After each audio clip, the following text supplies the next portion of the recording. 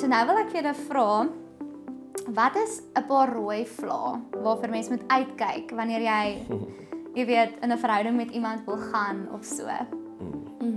Kyk, ek dink Julle altyd so was ja. Baie.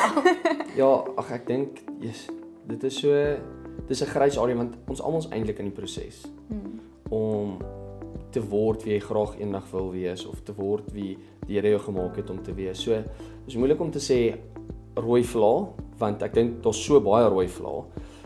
Ek sal meer gaan oranje of rooi.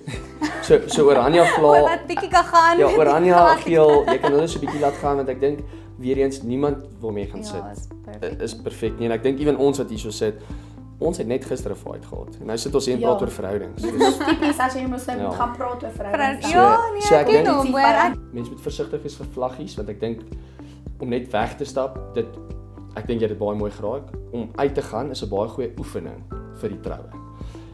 Vir die huwelik. En dan om te sê, okay, maar jy loop net uit. Jy kondisioneer jouself om te sê, maar elke keer as daar 'n vlaggie is, dan stap Ja, ek dan uit. stap jy uit. Sjoe, En